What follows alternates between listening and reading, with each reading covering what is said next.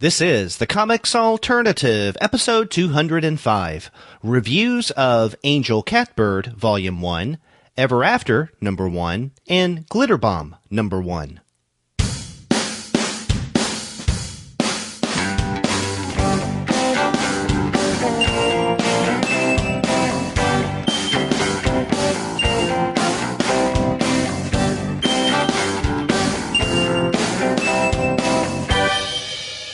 Hello and welcome to another episode of the Comics Alternative. I'm Derek. And I'm Andy, and we're two guys with PhDs talking about comics. And on this week's episode, Andy and I are going to look at three recent comics. We're going to begin with Angel Catbird, written by Margaret Atwood, with art by Johnnie Christmas. After that, we're going to look at two number one issues. First, Everafter, by Justus, Matthew Sturges, and art by Travis Moore. Then we're going to wrap up with Jim Zub and Jabril Morissette-Fon's Glitterbomb. But before we get to those discussions, we want to let all of you guys know that this episode of the Comics Alternative is brought to you by the great folks at Discount Comic Book Service. Go to their website, dcbservice.com, for all of your comics pre-ordering needs. There, you're going to find all DC, Marvel, Image, and Dark Horse titles at 40% off of the cover price if you pre-order. For all of the other publishers, you'll find that those discounts are 20 to 35% off of the cover price. And every single month, including September, you're going to find some unbelievable specials. Sometimes those specials will go up to 45% off the cover price, sometimes 50% off cover, but it's not unusual to find discounts that go higher than that. That's right. And since we're talking about Angel Catbird, you can actually find that on DCB Service this month for 40% off. So that's $8.99. And then the third issues of Everafter and Glitterbomb are also available for 40% off. So you can check those out. That's right. You can always count on great prices at Discount Comic Book Service. Head over to their website, dcbservice.com. They'll take care of all of your comics pre-ordering needs. And after you do get your comics there, please be sure to send them an email and tell them that the two guys with PhDs sent you. That's right. Well, Andy, we have a good number of things to discuss this week, but before we get into a discussion of the comics, I want to let everyone know that they can now find Comics Alternative on yet another media outlet, and this is iHeartRadio. That's great. So we're mastering all media at this point. Yeah, or at least media where you can find podcasts. So yeah, that's something very recent. I just got notification or confirmation over the past week that we were accepted into iHeartRadio. And if you wanted to see our page on iHeartRadio, it's like www.iheart.com/show/263-comics-alternative. But just go to iHeartRadio, iHeart.com, and do a search for Comics Alternative, and you'll find us easily enough. That's great. Yeah. So you can find us there, in addition to the other places that you can find us, like, TuneIn and all that. Now, over the summer, we also became available on a couple of other outlets. I think they're kind of minor, but I don't know if we've announced this. We are on Player FM, so if people use Player FM, they can find Comics Alternative there. We also have been more consistently on SoundCloud, and I know there are a lot of SoundCloud users out there. Now, here's the issue with SoundCloud. We only have a free account because we really, I don't think we can justify buying an account where we have a lot of storage space because we don't need it. We use Libsyn as a provider. So we only have so many minutes of playtime that we can store at one time. And that's no more than 2 episodes. Depending on the size of the episode, how long it runs, sometimes that could be just 1 episode that's available, sometimes 2. But if people listen to SoundCloud, they can probably catch our most up-to-date episodes that way. But the big news I wanted to announce to everyone this week is iHeartRadio. That's great. And, I hope someday we maybe get involved with whatever the big iHeartRadio festival is, so we can, be on stage with, we could do our podcast alongside like Justin Timberlake or something. Yeah. And then, who knows? Maybe eventually we'll get to the big time and we'll be discovered by National Public Radio, and they'll ask us to, in essence, to be the car talks of comics discussions. Yeah, that could work. We are white middle class guys with glasses, so we are definitely right in the NPR demographic. That's right. And middle age, I guess, too. Yeah. So if anyone listening to this works for NPR, you can find our contact information easily enough at comicsalternative.com. Yeah, and now that I just insulted NPR, they're gonna clamor for that, or maybe they will. Maybe they'll show they're bigger than that.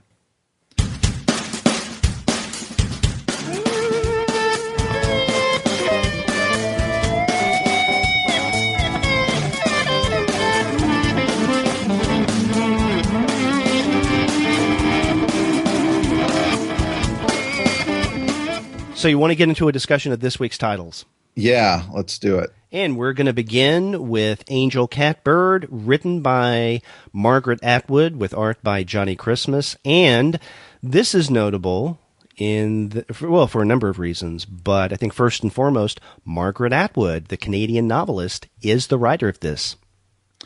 That's right. In Margaret Atwood's work, which I've read a lot of. I wouldn't necessarily say I've read everything Margaret Atwood's done, but one of the things I've always appreciated about her work is that it kind of defies genre expectations in a lot of ways. She's a literary author, but she will do things that are like science fiction. She'll do historical novels and other things too. And plus she is a kind of lifelong comics fan as well. So this seems to be, of kind of literary writers who could do a graphic novel. She seems to be one that would be entirely capable of that. Mm-hmm. And I think you're much more familiar with her work than I am. I mean, I know her by Surfacing and The Handmaid's Tale, but other than that, the only thing I know about her work, or her, I guess, things related to her work, is she's a winner of the Booker Prize.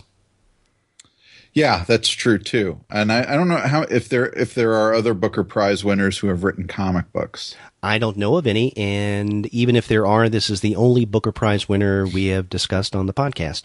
That's true. Yeah. And so with Angel Catbird, at the beginning of the book, there's a kind of lengthy introduction that Atwood writes to kind of explain the background of this book for her, how she came to do it.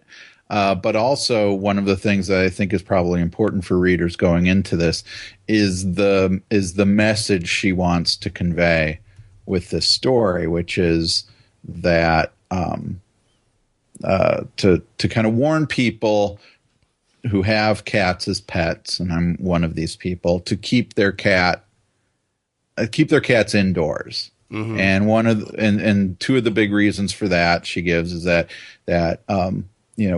domestic cats themselves are responsible for the death of a lot of birds, and that domestic cats that go outside have a higher risk of getting killed, of course, in accidents and so on. And this is something I know I'm personally very, very self-conscious of. In fact, the other night I went out to get to get the mail late at night, and I walked out the front door, and I was taking out the garbage, so I was carrying a garbage bag, and I opened the front door, and one of my cats dashed out the front door. Luckily, I screamed at her, and she came back in. Wow, a cat that listens immediately.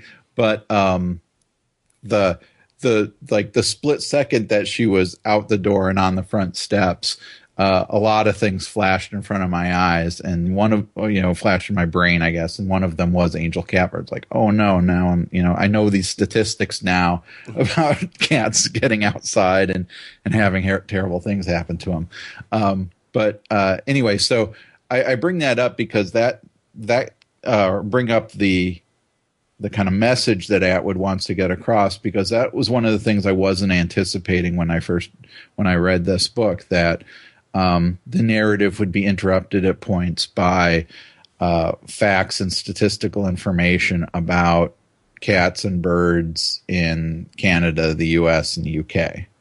Yeah, I didn't expect that either, although she does set this up in that introduction you mentioned, and it does so in an effective way in that it's no surprise when you get to, for instance, I think the first one I'm looking at now, the first instance of this is on page 17, and we get, some facts about, and here, this one I'm looking at is there lies danger. Outdoor cats live a fraction of the lifespan of indoor cats, and then there's more to that. And she even gives a URL to a website where you can go and look up more of those statistics.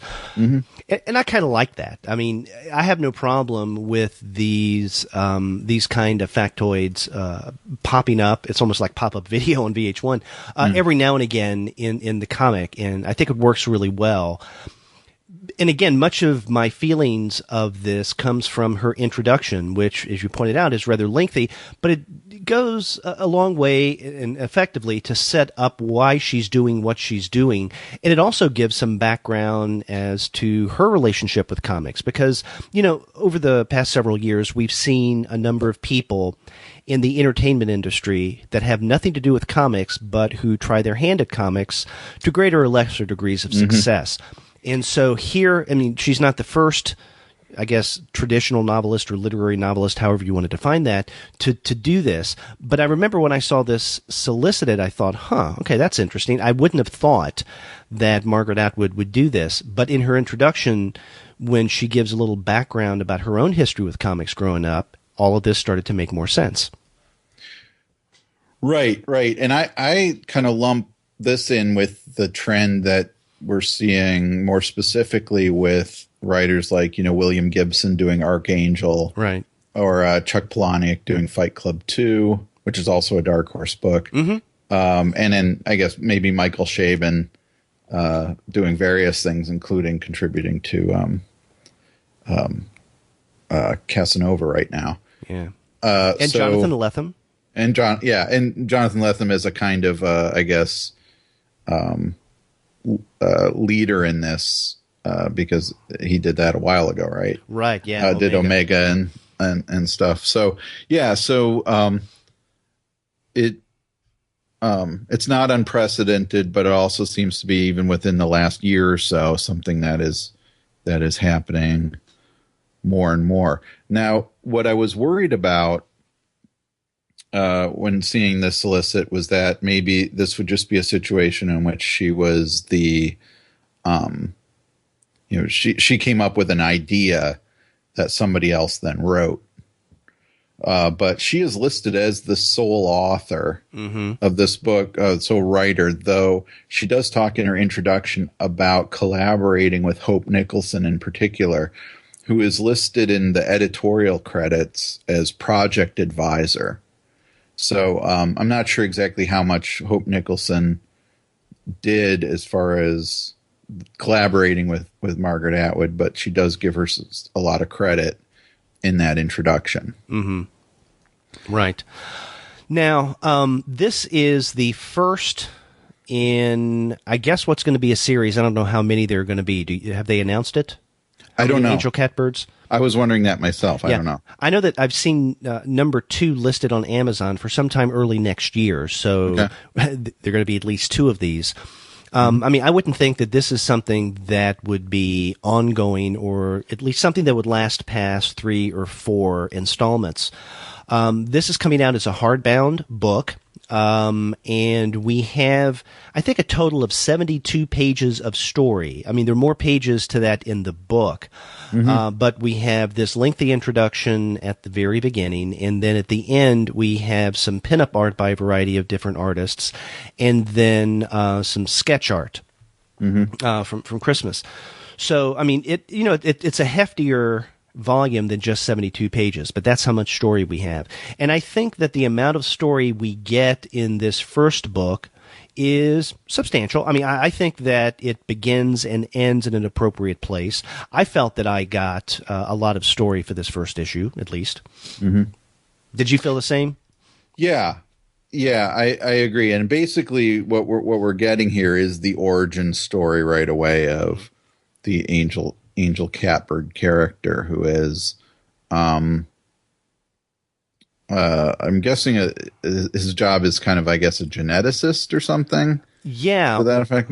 I guess something like that, yeah. And his name's Strig Felitus, which is a fun name to say. Yeah. And he is working on some kind of formula that a previous scientist at this company called Muroid Incorporated had been working on. And Muroid is headed up by Dr. Muroid, who is a strange guy who has as his constant companions a bunch of rats. One of which has a video camera strapped to its head, and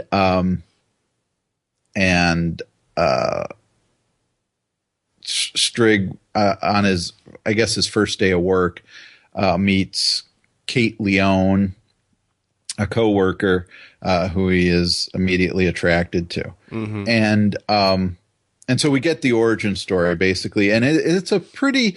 I think one of the things that's going on in this book is that Atwood is working with some pretty standard superhero conventions, right, some of which that go back to the golden age, So this mysterious, whatever this, this formula that Strig is working on. He, of course, accidentally gets it spilled on him, which is what always happens when you're a scientist in a comic book. And it happens also spill on his cat and a bird, and it causes him kind of genetically to take on the characteristics of both of these animals. Right. Now, I want to talk further about how Atwood plays in the sandbox of Golden Age and Silver Age comics. Yeah. But in this origin story, since you set it up, basically what happens is that Stig has a cat, a pet cat named Ding. That's a short name. And so Ding gets outside, runs outside when he opens the door, runs out into the street where there is, I think it's a rat. And then right as Ding approaches the rat, this bird is swooping down to also get the rat. And then Strig runs out to save his cat, gets hit by a car, and he has the formula in his hands, of course. Mm-hmm. We learn that the person who's driving the car is actually this Dr. Muroid. Mm-hmm. Ratman, we can call him. and this is no giveaway, right? This is not a spoiler because we learn this in the opening pages. And we immediately learn that Muroid actually set this up. It was one of his rats that worked with him to get Strig and his cat out there. He hit him because Strig reported that he thinks he has the formula now, so Muroid no longer has any use for him. Well, after Strig gets hit, he seems to be dead, but, maybe just temporarily unconscious.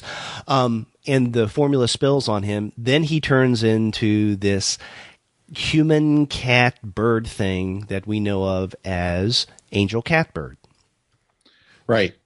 And as this story progresses, we also find out that these kind of animal-human hybrids exist in this world, outside of the formula that Strig has completed here, that Dr. Muroid is one, that Kate Leone is one as well. And so a lot of the kind of fun stuff that for me that happens in this issue in this story is when Strig starts to exhibit, even in his human form, cat-like characteristics, and part of that is this kind of uncontrollable attraction that he has for Kate Leone, and that she reciprocates as well. Right, because when he first meets Kate, his first day of work, this is before the accident, right, and he's turned into this hybrid form.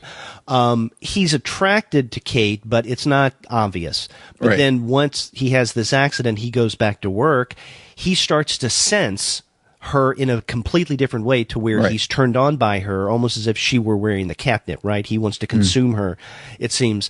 And so this accident not only gives him special abilities, the ability to fly, to turn into a cat, or a catbird hybrid, but also it heightens his senses in a way that he doesn't have as a human. So this is his introduction or his way into this underworld, right? This world that exists, that he didn't know existed before, where there are these hybrid creatures, most of which we see in this first issue are cat-human hybrids, but we also get a little glimpse into other kind of hybrids that I'm assuming we'll learn more in the next 1 or 2 volumes. Right.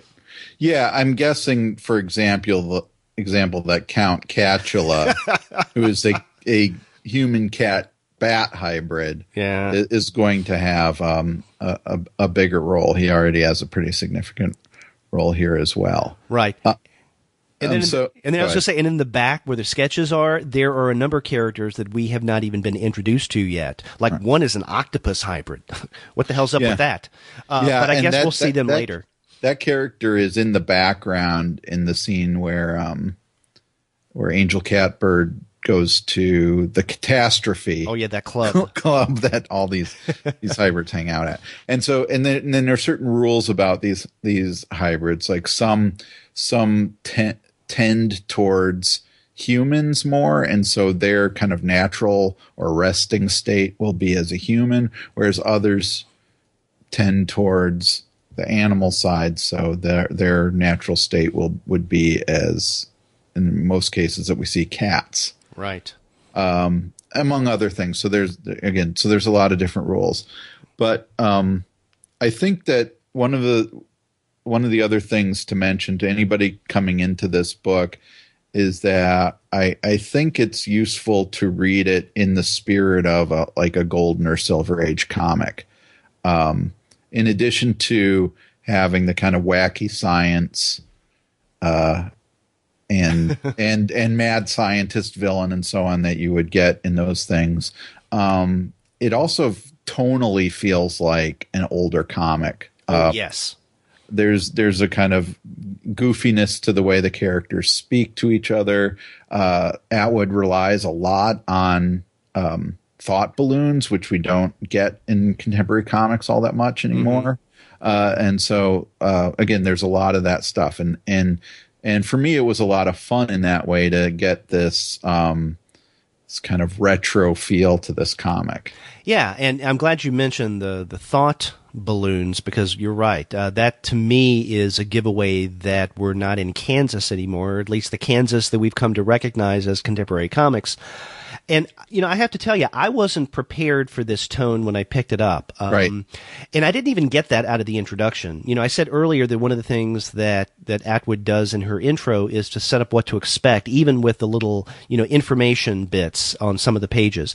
So she set that up well. And then I start getting into this. And, I guess I should have sensed this from some of the character names that she was mentioning in that introduction, like Count Catula. Now, I remember thinking, what? Did I just read Count Chocula? No, Catula. So I said, might this be some kind of play on the breakfast cereal? What's going on here? It's strange. And then I read this the first time, and I didn't know exactly how to take it. I thought, I'm not sure if I'm clear on Atwood's tone to her subject matter, or her tone, which her attitude toward this kind of comic. Is she paying tribute to the old Golden and Silver Age comics? Is she being slightly ironic? But I have to tell you, I didn't sense any irony here. No. And then another thing I wondered was, who is the audience for this? Because on the one hand, it strikes me that someone could pick this up and think, okay, this is kind of hokey. This is something that kids would like. But the kind of people who are reading mainstream comics wouldn't get into this hokiness. At least not ironically. So I have to think that Atwood is playing around here with the history of the genre. At the same time, she's kind of paying homage to the kind of comics that she grew up with, as she tells us in the introduction. But I just wasn't ready for that kind of unusual tone.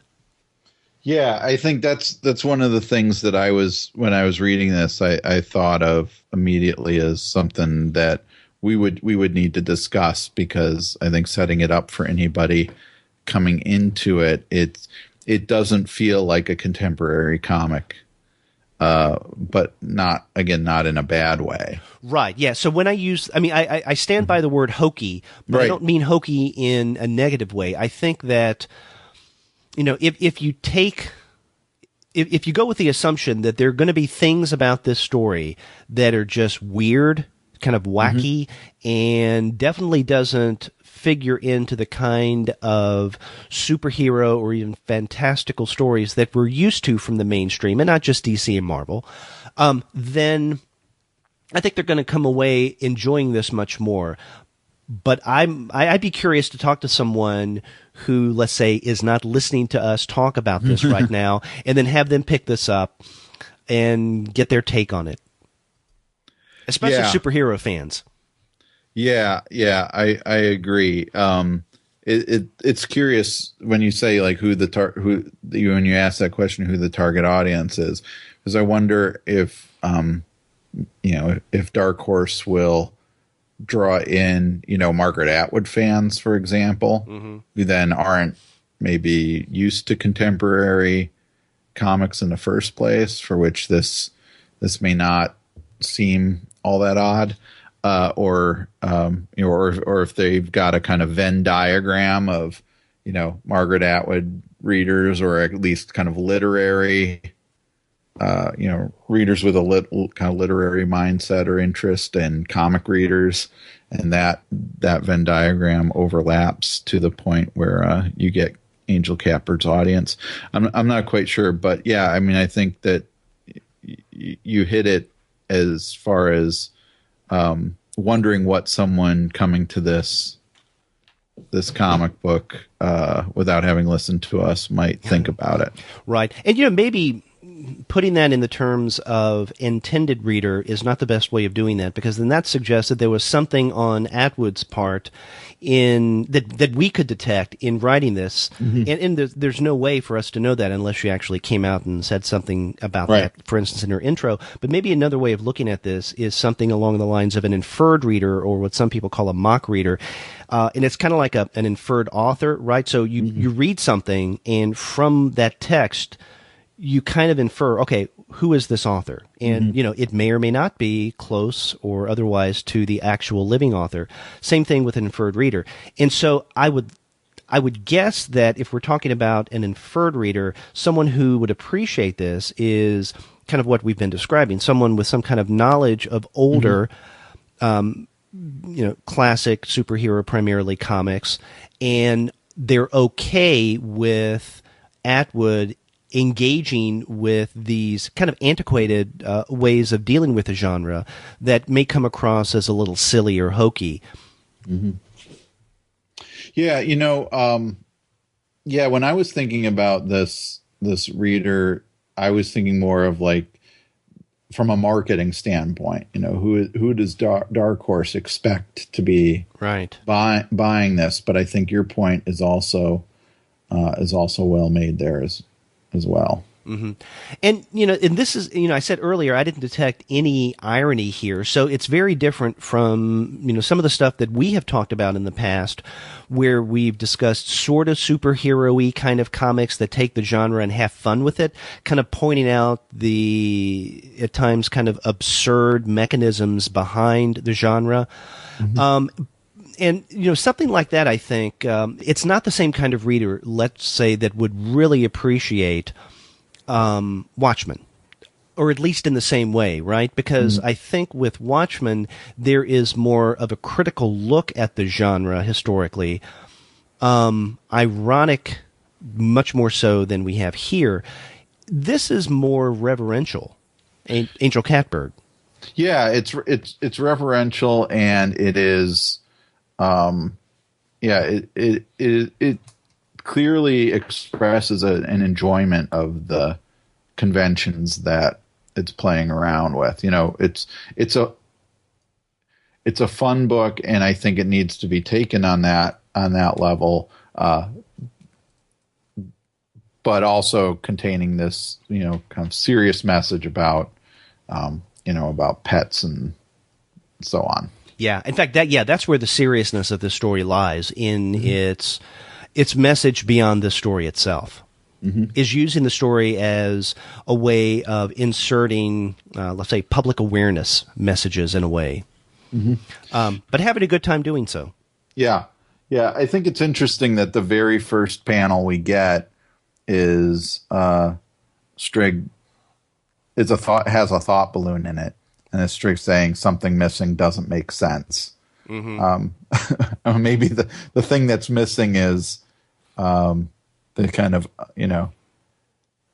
critical irony that that a contemporary superhero comic playing with these same conventions might have.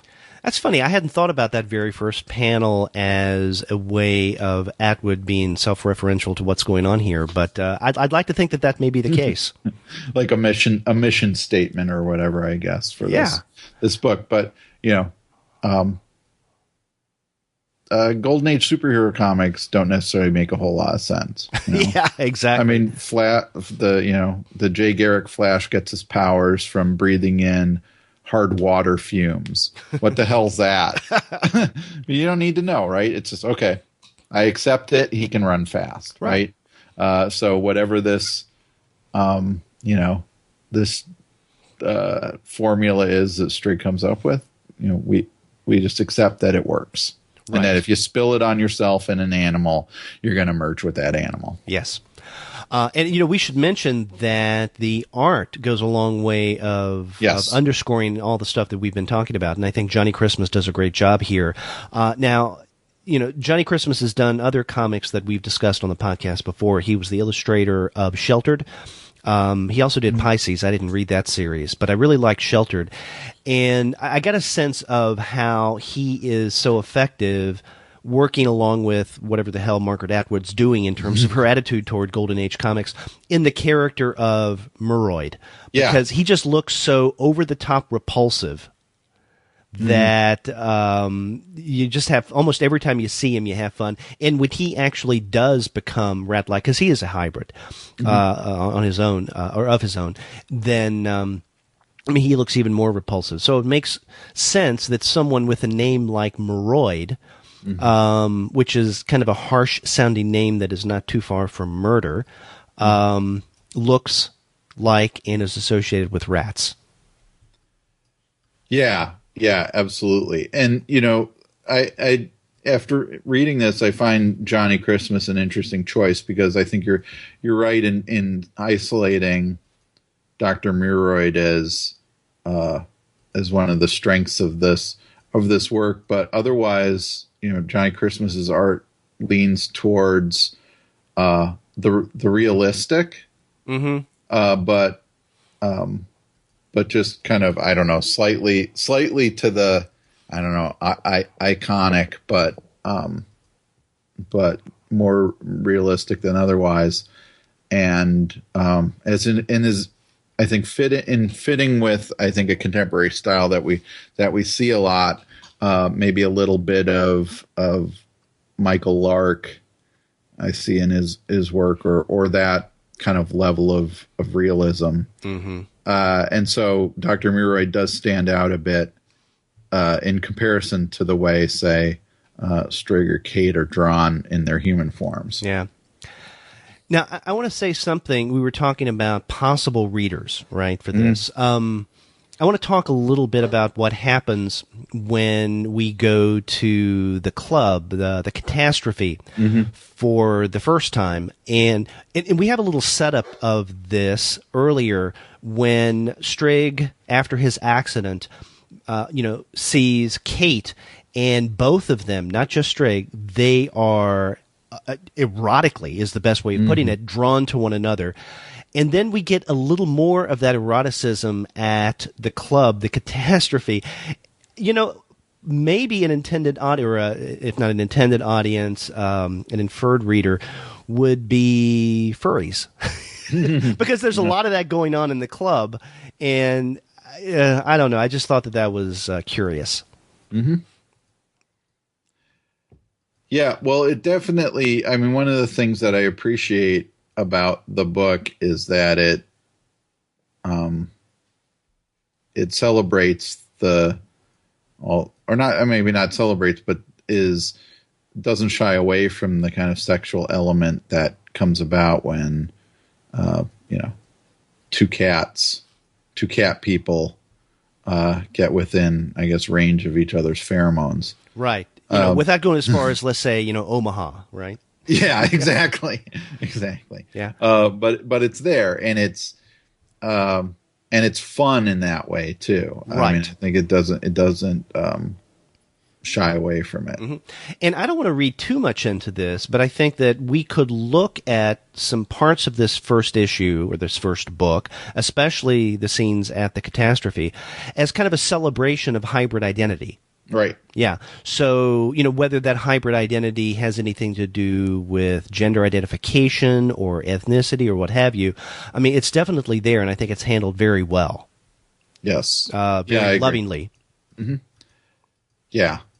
I guess one of the other things to mention for potential readers coming into this is that, as we started out with, this is the first book in a series. We don't know how many issue or how many volumes the series is going to have, but it does end in a cliffhanger. Mm-hmm. So you'll need to be on board for volume 2, which it says at the end is coming in February of 2017. Okay. Yeah, and I hope we get to see more of Count Capulet, if for no other reason, so I can see the name Count Capulet and say it even more. Yeah, well, the cover or the teaser, I guess, image for Volume 2 does have Count Capulet on it, and in the background appears to be his Transylvanian castle with the giant cat gate in the front. So so maybe we'll be getting more of that. Oh yeah, I'm looking at this now. Yeah, you're right. And also, that character seems to have a lot of comedic potentials as well, because at one point after he goes on a surveillance mission, he comes back and he wants to get a little rest, and so he's at Kat's apartment. She says, well, why don't you just go into my closet and you can sleep there, because, he's part bat. Mm-hmm. So he goes in there and sleeps, and when he comes out, he has one of Kat's brassieres on his head, and they joke about that. So I'm wondering if, as this series unfolds, he's going to come across, not as a comic relief, but as someone who has a comedic side to him. Yeah, and I think that gets into a bit the tone of this, because when one hears that there is a character called Count Capulet in the book, one might think that he's going to be a villain. Right? He's going to be in the Dracula vein, but he's not. He's an ally, as far as we can tell so far. He's an ally, and you're right. There is this kind of comic relief element as well. Mm-hmm. So, reading this now and seeing the pinup art in the back of this, mm-hmm. something that I found out earlier this year kind of makes sense. At the Dallas Comics Convention back in, I think it was May, I was there, and Robert Wilson IV, who is from the DFW area, was mm-hmm. there, as he normally is. And when I went up to talk to him at his table, he was working on something, and I asked him what it was, and he mentioned something about this new comic coming out called Angel Catbird that Margaret Atwood is doing. And he said someone at Dark Horse asked him if he would do an illustration, something about this character. So I'm guessing that maybe in the next volume, the book that comes out in February, may see that he has one of the pinup pieces. That'd be great. Yeah, it would. So this was a fun read. Yeah.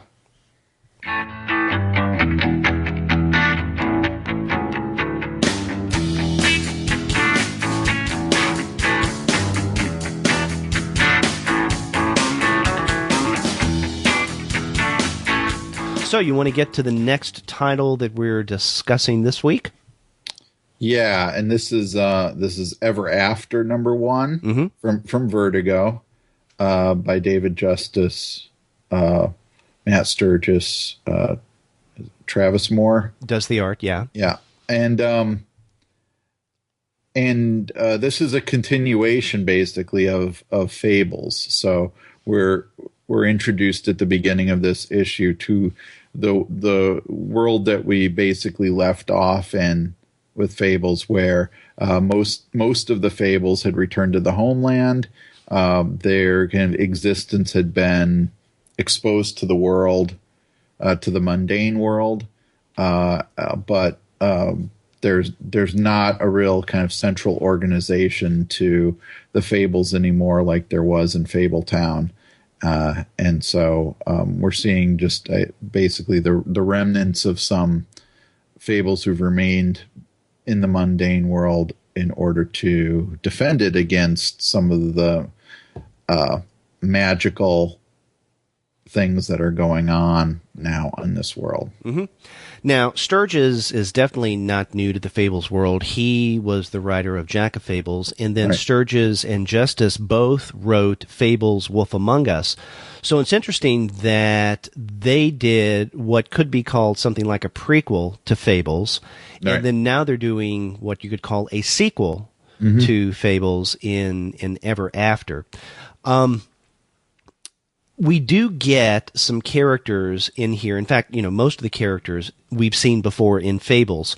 I think that it is appropriate that we get Bigby and Snow toward the beginning, but we see them just briefly, right? Because we find out that they are a couple of the Fables who have decided to live back in their original world, right? They're not living here in the Mundy world, but they have brought their son Connor to Feathertop to train, and that's where much of the spy element of, I guess, what will become Everafter comes from, is that Feathertop is, I guess, overseeing this agency, which is housed in Washington, D.C., and we don't get much information about what this agency is all about, but it's very James Bondian, and it's closely aligned with the Fables. And so I guess it is a Fables version of the kind of spy world we get with James Bond. I mean, it plays on some of those tropes, right? The toys, the cars. In fact, when Connor goes, or after he's dropped off by his parents, with Feathertop, he's excited about everything he'll get to play with. Right. In fact, one of my favorite parts of this first issue is that in front of Snow and Bigby, Feathertop says, "No, Connor, this is not, a place where you can play around with Ashton Martins." And then as the parents are driving off, he says, "Yeah, there are Ashton Martins, of course." Yeah. So we're kind of introduced to this world through the introduction of Connor into it, but also we also get a mission that's already taking place with a team that's made up of Bo Peep, Peter Piper, and Hansel. Which is, I guess, it was an interesting combination because Hansel worked for the adversary, right? Right. Back in the day. So now he's on this team, and I don't recall Peter Piper being a character in Fables that appeared all that much. No, if he, I can't remember his appearance. You can, so. Oh, I don't even know if he did. I mean, he may have, may not have. But if he did, it didn't stand out in any way. It wasn't sustained. Now, Bo Peep, yeah. And I started off by talking about Everafter within the context of Connor and Feathertop, but the story where this actually begins, where this first issue starts, is with Hansel, Bo Peep, and Peter Piper, and they're in the middle of what looks like some kind of zombie apocalypse, right? Right. Bo Peep is slashing up these zombies, and this is where things get a little confusing. But I'm okay with that because this is it's going to be an ongoing series. We'll find out more about this, but we don't get much information about what's happening, like where exactly they are and why are there zombies all around. So is this what, like, the Fables meets The Walking Dead? There's something going on here. We don't know exactly what's going on with their mission, although when we get to the very end, and we don't want to spoil anything there are a couple things that happen that not completely, but starts to give at least a few more clues about what this mission is and what's happening with the zombie creatures. Right. And they're in, I guess they're in St. Louis for this mission, and a whole bunch of strange things are happening in St. Louis in addition to the zombies. Yeah. So what, one of the things one of the senses I'm getting from this book is that it's going to be a much more maybe straightforward adventure series than Fables was. Fables had such a huge cast of characters, and so it allowed for a variety of different types of stories. Whereas it looks like we're going to get kind of one kind of story and probably a much more limited cast of characters. We're going to have the Fables who go out on the missions, like we see with Bo Peep, Peter Piper, Hansel, and where we see Connor going, and then we're going to have the kind of mission control group that is Feathertop, along with Aisha, she who must be obeyed, and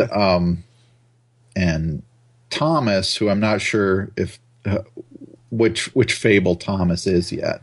Yeah, the redhead guy? Yeah, I'm not sure either. Yeah, I get the sense that this is going to be something along the lines of Chris Roberson's Cinderella stories for Fables. Yeah, exactly. Where you have a more, narrowed or limited cast, and there are more discernible adventures, or at least, more of a cohesive storyline where you don't have a number of things going on at the same time, like in Cutaways, right? And that would be cool, because I really enjoyed the Cinderella stories, those mini series. Yeah, I agree too. Those were ones I liked a lot. When I first saw the solicit for this series, I was a bit ambivalent about it. I felt like Fables ended in a decent place. I was fine with it, with it ending there. I could see, the occasional miniseries that returns us to it. I even was, kind of okay with The Wolf Among Us, because it, as you said, is a kind of prequel to what we get in Fables, and it was, tied into the video game as well. So I was surprised to see an ongoing series of Fable stories returning. But overall, this is a pretty solid adventure story. I don't know if the series will rise to the level that Fables got to. It still has time to do that, but it is definitely, I think, a different creature than Fables was. Right. Now, are you suggesting that, having read this first issue, you feel better about Everafter than you did when you read the solicit? Yeah, a bit. I don't know if the series has a compelling reason for existing, but that's not necessary here. And as a Vertigo series, it doesn't even feel like a Vertigo series anymore. It feels more like a kind of straight adventure superhero type series, and I think part of that too is in Travis Moore's art, which I think is really good and fits the story very well. It's very dynamic, action packed. He draws humans really well, but he also draws the fantastical elements well too. So it hits everything. It has a good cliffhanger ending. I'm less ambivalent about the book than I was when I first heard about it. Yeah, I'm really pleased after reading this. I wasn't as, ambivalent or suspicious as you were when I saw it solicited. I mean, I love Fables, and so a part of me, when we saw this was solicited a couple of months ago, I thought, oh, great, we're going to get more Fables. However, there is a side of me that is anti-sequel, especially once you have a successful and long run of something. I don't know. Part of me just feels let it rest. As you might imagine, I'm not the biggest fan of Star Wars going on and on and on. Things like that. Create new stories. You don't have to keep going back to prime the same old well over and over again.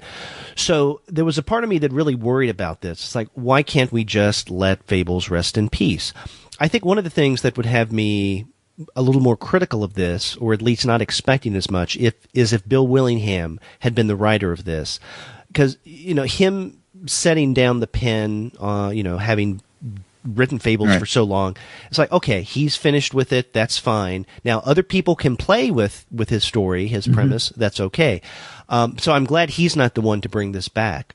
But from this first issue, if this is what we have to expect from Sturges and Justus, and, I like the job that they did with Wolf Among Us, then I'm definitely on board for this. Okay. Yeah, good. I'm going to keep checking it out too, and see where it goes. But, I think that, Sturges and Justus and more all hit the ground running with this book. It's action packed while also setting the stage for what the new concept is going to be. Mm-hmm. Yeah. And with this ending, I know you mentioned that there is a really interesting cliffhanger here. And we don't want to give away too much information and spoil things, but I am very intrigued in who this little girl is. I know that Hansel refers to her as a witch, and there was quite a collection of witches in Fables. So I'm wondering if this is someone that we have, if not seen, then she's been alluded to before.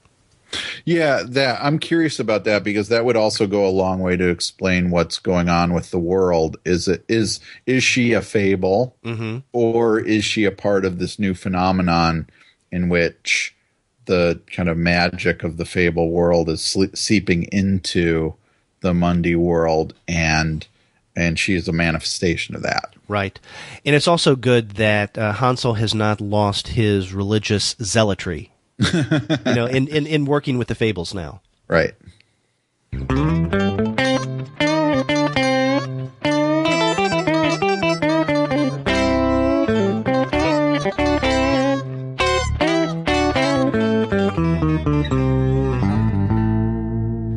Well, let's get to the last title that we're going to be discussing this week, and this is an Image comic, a new series written by Jim Zub with art by Jabril Morissette Fan, and that is Glitterbomb. Yeah, and I want to say just right off the bat that this book really blew me away right out of the gate. I really liked this comic, and I didn't really even know what to expect. Especially from the title Glitterbomb, what this was gonna be, but basically we're following this main character Farah, who is not old by normal standards, but by Hollywood standards, she seems to be over the hill. And she's an actor. She had been successful at one point in time, and now she's not getting the parts that she's going up for, because they're going to younger women. So she's struggling as a working actress in Hollywood and as a single mother, and then some strange things happen to her. Right. Actually, we get the strange things at the very beginning of this first issue. And in this way, Zub is playing into kind of a classic formula that we see all the time in comics, and that is beginning with a surprising event. And then, after the first narrative beat, back up a bit. Like a day before, or 3 weeks before. Here it is 6 hours earlier. This one happened. So basically we get Farah Durante, our protagonist. She's talking with some kind of Hollywood executive, right? And he, as you might expect, is on the sleazy side. And when he is talking with her at one point, surprisingly, this thing, and the best way of describing it is like a freaky long-ass tongue. juts out of her mouth and pierces his head. And it's like, well, what is going on here? Then we get 6 hours earlier, she's in a waiting room. She's, it's kind of a cattle call. Right. And this is where she learns that, she used to be an actress. She's a little over the hill for Hollywood because this younger actor named Brooke comes in and sits beside her. And of course, Brooke is what you probably call, kind of a superficial actor. She doesn't, have much depth to her. She talks about her trainer, her acting trainer, her therapist, and this and that, and then makes a disparaging comment about, "Oh, I recognize you," and it says, you're an older actor. So, we know not to like her. But then we don't get the freakiness going on with Farah. What is this weird tongue-like thing emanating from her face until a little over halfway through this first issue where, she's not feeling too good about herself. And at one point she walks into the water. It seems to kill herself, although she doesn't seem to have the kind of life where she would want to kill herself. Right. So that struck me as a little strange. But whatever happens to her, and we don't know exactly what happened to her yet. This is where the strangeness begins in this water. Yeah, I would mention going back to something you said at the beginning of that summary that the guy she kills at the beginning is her agent. Oh, that's the agent. Yeah. So and that's important because we get this build up in the issue that her agent has called her. Oh, that's right. That's right. Wants her to come and see her, and her friend who's babysitting for her. Farah kind of holds out the promise, "I'll introduce you to my agent." So I guess you can't do that now. Yeah. So that all those little pieces. I mean, I think that's what makes that opening so effective. Is that we know where this first issue is going because we've seen the ending of it already, and so that adds to this sense of foreboding. Yeah, having forgotten that was her agent and not just some kind of Hollywood executive does put that in a different perspective, so I'm glad that you pointed that out. I like this first issue, although when I finished reading it, I wondered, is this the kind of series that I will want to read on a monthly basis, or would I feel more comfortable reading this once it's collected? In other words, waiting for the trade. Yeah, I think this may be a good trade series, but I want to support it as well. Now I wonder, when you mention that too, that brings up something else I wanted to mention about the series, which is that this first issue at least does have some back matter, which is an essay by Holly Rochelle Hughes about her experience in Hollywood, and very specifically with sexual harassment and the way women are treated in Hollywood. And so since Farah's story is the story also of how women are treated terribly in the Hollywood system, I'm wondering if we're going to get more of that throughout the series as back matter, much in the way that we see in Bitch Planet. Or Ed Brubaker with the crime stuff. Right. But I'm thinking of Bitch Planet even more because this essay in the back here kind of reinforces the political message, or the social political message, that the series is getting across. Right. I think for me the difference between Glitterbomb #1 and Bitch Planet was that after the first issue of Bitch Planet, I didn't have many questions about the direction that was going, politically speaking, and that essay in the back underscored that. And I know that you and I disagreed as to, whether that was heavy-handed or not, but they did work in concert. This one, I mean, I definitely get the essay, and it is an enlightening piece that Hughes contributes here. I don't know if the series is going in this direction. I guess I'd have to see what the next couple of issues were. And if it is going in this direction, really highlighting some of the more abusive sides, especially when it comes to issues of gender, of the entertainment industry, then maybe we would be missing out by waiting for the trade because we wouldn't get these pieces at the end if they're going to continue doing this. Right. And that's where I was going with that in relationship to the trade. Is this going to be something like what Bitch Planet or what Ed Brubaker's stuff does, and that this will be supplementary matter to the individual issues versus something that we would get in the collections. Right. Because I would think, okay, reading Glitterbomb without Hughes' story at the end, right? If I didn't read that story, if it wasn't a part of this first issue, and you would have asked me, is there any potential political agenda going on in Glitterbomb after with the first issue? I'd say, I don't know. I have no clue. You could, but then again, you could easily say no because it could go either way. But maybe this essay is a clue as to where Zub is wanting to go. Yeah, and I think in reading that essay and then going back and relooking at the book, especially that opening scene, the agent's sexual harassment of Farah is so blatant and so over the top. And, as somebody now that I'm, an academic administrator and have had to go through lots of sexual harassment training.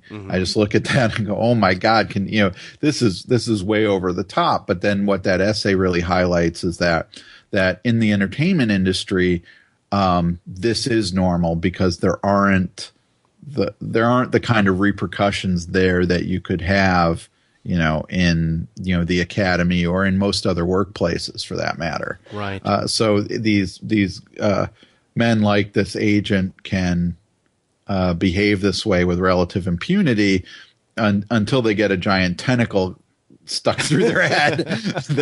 then they probably have a split second of regret. Right. And maybe we can also find another little clue in the artwork that I don't know if this is what Zub and Morissette Fon or the editors of this series have chosen to do, but the images of Farah that accompany Hughes's essay, and there are two that we get. There's one on the very first page where we get that image, although it's not colored, or in full color, of Farah sitting in the waiting room, will she or won't she get called to read a part? And then at the very end of the issue, there's another image of Farah that was used in the story we just read, where she's looking rather down, forlorn. So I'm wondering if the choice of these images showing Farah as a possible victim, showing her as being fragile here, if this is a message that, or maybe a clue as to maybe the linking of the direction this series will take along with the tone of this essay. Yeah, that's a good question. So I'm curious to see how this essay ties into where this series is going. Are we going to see basically Farah on this kind of extended revenge fantasy through sexual harassment in the Hollywood system, or is there going to be other elements that the series is going, or other issues that the series is going to address as well? Right. And we should add that the artist here, Jabril Morissette Fon, I think he's a newcomer, right? Don't they mention this in the back material? Yeah, and that amazes me. Because the art in this book is really incredible. That was a big draw for me wanting to come back to this series as well. It reminds me in a lot of ways, not just a bit, of Sean Murphy.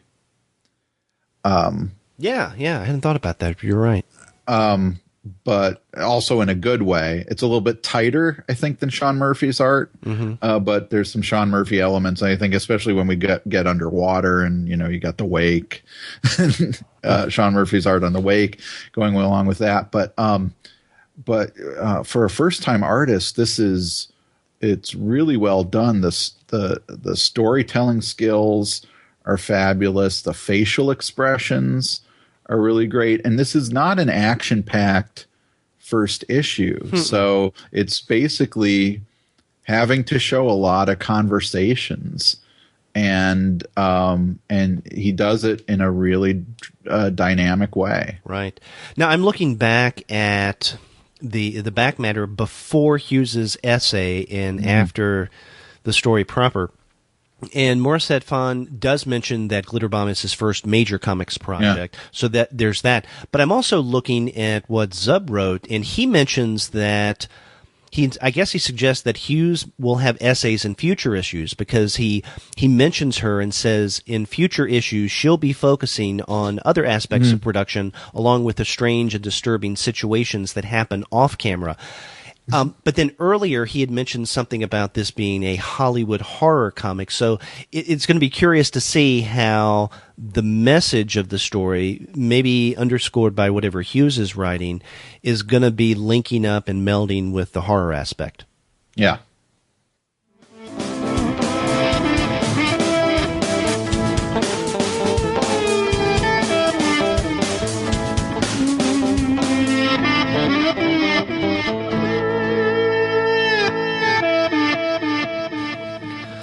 So there you go. We looked at 3 new titles. We started off with Margaret Atwood and Johnnie Christmas's Angel Catbird. After that, we looked at the first issue of Everafter, written by David Justus and Matthew Sturges, with art by Travis Moore. That's from Vertigo. And then we wrapped up with Jim Zub and Jabril Morissette Fan's Glitterbomb #1 from Image. Yeah, three books that are definitely worth checking out. Yeah, and also 3 starting points, since these are the first issues or volumes of their respective titles. And if you want to find great prices on future volumes or issues of this, as well as the current Angel Catbird, you would do well to visit the website of our sponsor, which is Discount Comic Book Service. Go to dcbservice.com, and there you're going to find some unbelievable discounts, just as Andy pointed out at the top of the show. And then after you do get your comics there, get in touch with us and let us know what you're going to be reading. If you go to our website, comicsalternative.com, you'll find that you can leave us a voice message from the comfort of your own computing device or personal tablet, phone, through SpeakPipe, which is really easy to use. Or you can call us the old-fashioned way. Our phone number is 415-3-COMICS. That's 415-326-6427. That's right. Or you can get a hold of us by email. We are 2guys@comicsalternative.com. Or you can get a hold of us individually. I'm Andy at comicsalternative.com. And I'm Derek at comicsalternative.com. And we also have our Twitter feed, which is @2guys with PhDs. That's right. You can also find us on Facebook, Twitter, Instagram, Google+, Goodreads, Pinterest, and YouTube. You can subscribe to the podcast through iTunes. You can stream us on Stitcher. You can also find us on TuneIn. You can listen to us on Spotify. If you're an Android user, on Google Play Music. And as we pointed out earlier, now on iHeartRadio. But you can find every single episode of our podcast, as well as the various reviews and the comics-related commentary that we post on our blog, by going to our website, comicsalternative.com. That's right. All the ways to get a hold of us and let us know how we're doing. Yes, and we do like to hear from you. So Yes. Please get in touch. And then next week, we will have a special episode where Gwen Tarbox and I are going to be talking about this year's Ignatz nominees and winners. Yep. And you're heading to SPX. So have a good trip. Yeah, I leave on Friday. I'm looking forward to it. So I'll let you know how that goes.